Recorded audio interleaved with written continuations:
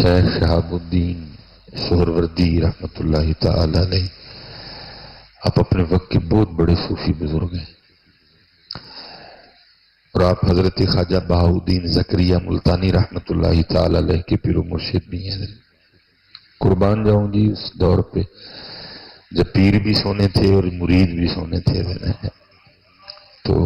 اب تو بس پیر تو اب بھی ہیں، مرید نہیں ملتے۔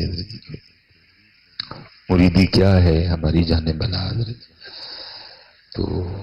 بڑا خوبصورت، دونوں ہی بڑے خوبصورت نام ہیں، پیر بھی اور مرید بھی حضرت۔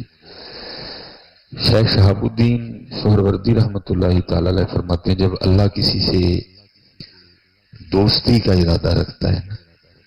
تو پھر اس پہ اپنے ذکر کے دروازے کھول دیتا ہے۔ جب اللہ کسی سے دوستی کا ارادہ رکھتا ہے تو پھر اللہ اس پہ اپنے ذکر کے دروازے کھول دیتا ہے، پھر اس کی زبان پہ اپنا ذکر جاری کرتا ہے، اپنے ذکر کو اس کے لیے آسان کر دیتا ہے،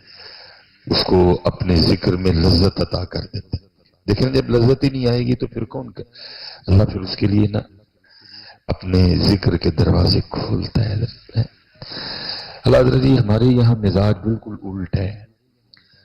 ہم سمجھتے ہیں پیسے واوی ہیں، اور بڑا اللہ کا فضل ہے، گھر جی بڑا اللہ کا فضل ہے، کاروبار ٹھیک چل رہا ہے، ہم کہتے ہیں نہیں، اللہ کا فضل اسی پہ ہے جس کو اللہ اور اللہ کے رسول کے ذکر کی توفیق ہے حضرت۔ یہ تو فضل نہیں ہے حضرت، یہ تو فرعون کے پاس بھی بڑا تھا حضرت، یہ تو نمرود کے پاس بھی بڑے تھے حضرت، یہ تو حامان کے پاس بھی بڑے تھے، یہ تو شداد کے پاس بھی بڑے تھے، تو کیا پھر ان پہ بھی اللہ کا فضل تھا حضرت؟ نہیں، اللہ کا فضل اس پہ ہے جس کو 5 وقت نماز کی توفیق ہے حضرت، اللہ کا فضل اس پہ ہے جس کو ذکر اور درود کی توفیق ہے حضرت۔ اسی لیے تو یہ تو ہے نا پیر صاحب، اب ذرا مرید کی بھی سن لو، حضرت بہاؤالدین زکریا ملتانی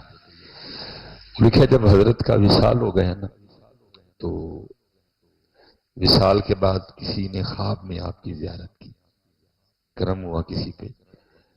تو وہ شخص نا خواب ہی میں حضرت سے سوال کرتا ہے، حضرت کیا بنی، کیسا معاملہ چل رہا ہے؟ فرمایا اللہ نے میری قبر کو جنت کے باغوں میں سے ایک باغ بنا دیا۔ اس نے باقاعدہ آپ کو دیکھا کہ حضرت نا وہ جنتی تخت پہ، قبر جنت کا باغ بن، جنتی تخت پہ بیٹھے ہیں، اس نے سب کچھ دیکھ کے حضرت آپ نے فرمایا اللہ نے بخش دیا، قبر کو جنت کے باغوں میں سے باغ بنا دیا،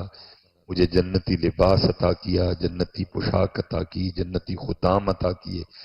لیکن جو لطف وہ سرگی کے وقت نیند چھوڑ کے، بستر چھوڑ کے، وضو کر کے مصلی پہ تہجد میں کھڑے ہونے میں تھا نا، وہ ادھر نہیں کوئی بھی حضرت ہے۔ جو لطف اس وقت آتا تھا نا، وہ نیند چھوڑنی، وہ بستر چھوڑنا، اور وہ وضو کر کے جو وہ اللہ کے حضور کھڑا ہو جاتا تھا، وہ لطف یہاں نہیں ہے حضرت، کیونکہ یہ لطف ہی وکر ہے، لیکن جس کو اللہ عطا کر دے، اسی لیے تو یہ تو مرید ہے نا، وہ کہہ رہے ہیں نہیں لطف، جو لطف اس میں تھا حضرت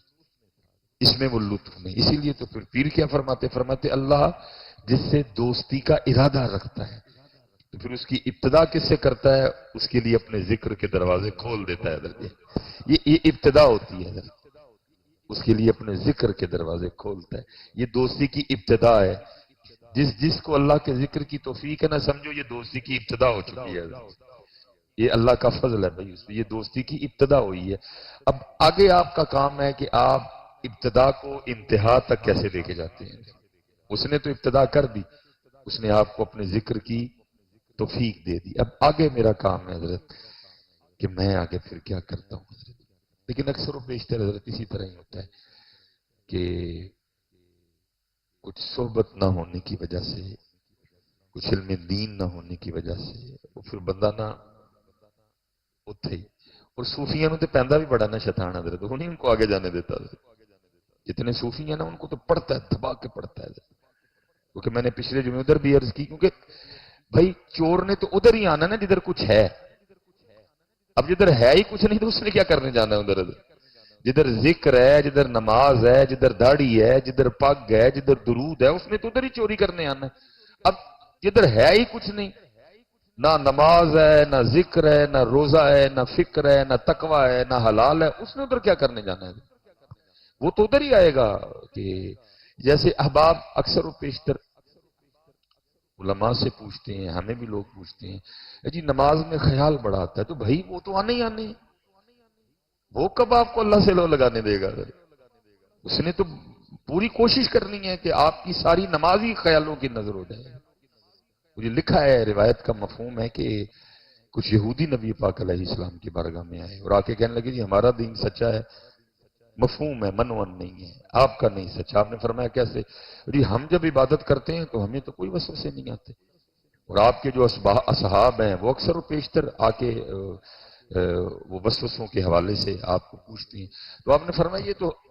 ہمارے دین کے سچے ہونے کی دلیل ہے۔ انہوں نے جی وہ کیسے؟ آپ نے فرمایا دو مکان ہو، ایک مکان میں ہے ہی کچھ نہیں، اور ایک مکان ہے وہ ایمان کی دولت سے مالا مال ہے حضرت، اس مکان میں ذکر کی دولت ہے، اس مکان میں تقوی کی دولت ہے، اس مکان میں 5 وقت با جماعت نماز کی دولت ہے۔ ہیں جی تو بتا کہ چور کس گھر میں جائے گا، خالی گھر میں جائے گا یا مال والے گھر میں جائے گا؟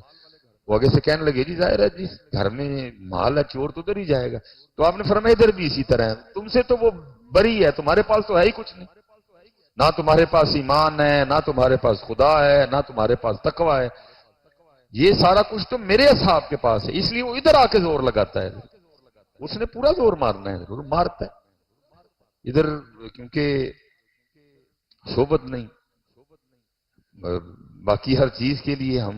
استاد ڈھونڈتے ہیں، انگلش سیکھنی ہو تو استاد، ڈرائیونگ سیکھنی ہو تو استاد، فزکس سیکھنی ہو تو استاد، میتھ سیکھنی ہو تو استاد، اتنے نہیں استاد چاہیے، یہ تو سب سے اوکھا سبجیکٹ ہے حضرت، اتنے تو استاد بھی چاہیے اور استاد بھی پورا اور پکا چاہیے حضرت۔